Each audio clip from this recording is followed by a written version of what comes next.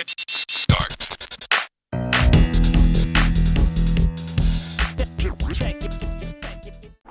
Qu'est-ce qu'il y a d'autre ici qui est intéressant? Ah, les neurotransmetteurs. Bon, c'est assez technique, mais c'est quand même très important parce que c'est quand même accessible. Et les neurotransmetteurs, donc c'est ces petits trucs là que je vous ai montré tout à l'heure.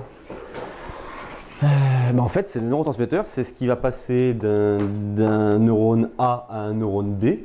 C'est la substance chimique, l'hormone, qui va passer de là, dans le synapse, dans l'axone, pardon. Donc il va passer de là à là. Et c'est eux qui sont faits principalement par le ventre. Oui, d'accord. Et c'est eux qui peuvent être soit en carence, soit en excès. Et des neurotransmetteurs en carence ou en excès a un impact direct sur nous. Nos pensées, nos comportements et tout ce qui suit. D'accord ?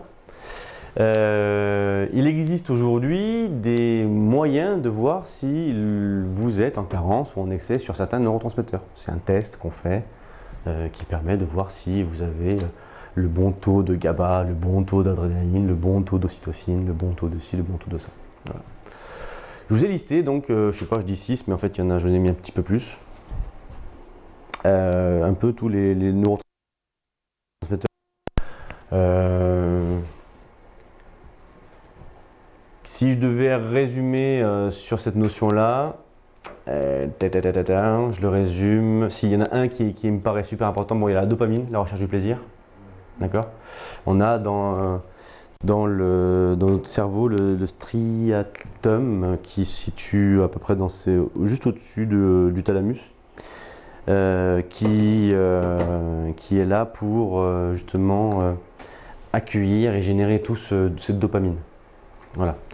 Et c'est ce qui fait, alors suivant, je ne sais plus le nom du neuroscientifique qui a écrit un bouquin sur le sujet, mais il dit qu'on va tous crever parce que justement on a ce striatum qui sécrète toute cette dopamine qui est en pilotage automatique et qui fait qu'on ne prend pas conscience qu'on est en train de détruire notre planète.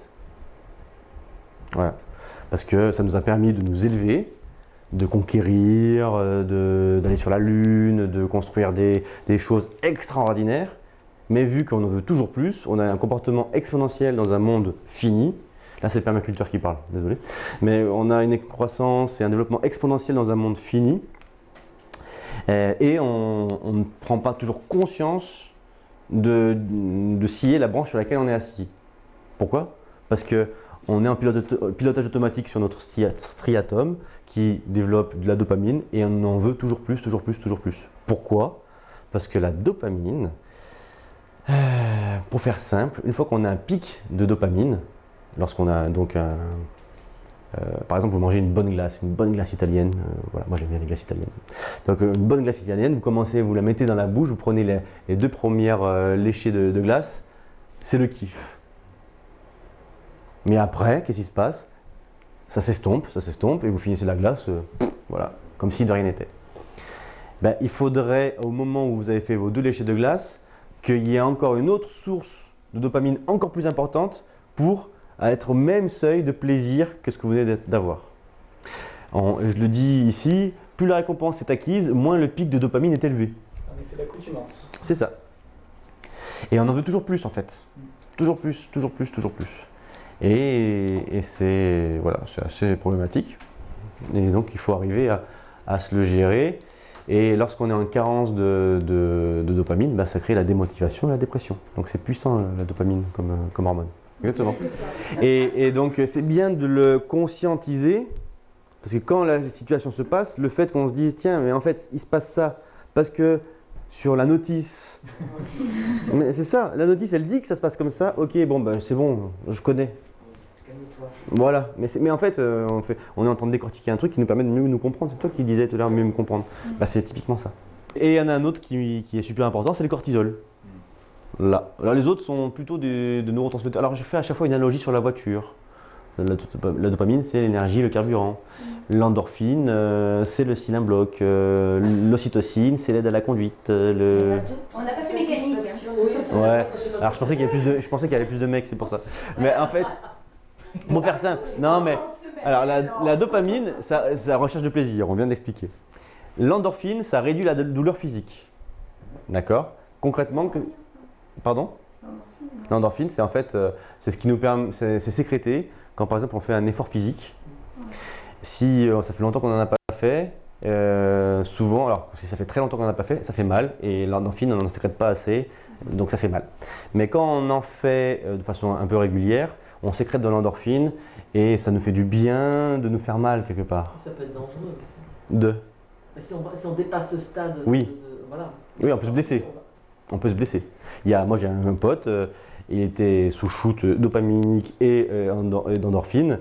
Il a passé son premier dan de karaté. Donc il était ceinture noire, il passait son dan. Il a fini le combat, son bras était cassé.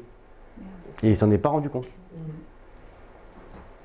Et c'est après, donc il gagne son combat, machin, ouais j'ai mon dan, après il va se tirer après le combat. Et il dit tiens j'ai mal. Ah j'ai vraiment mal. Et là, pouf, ça surgit.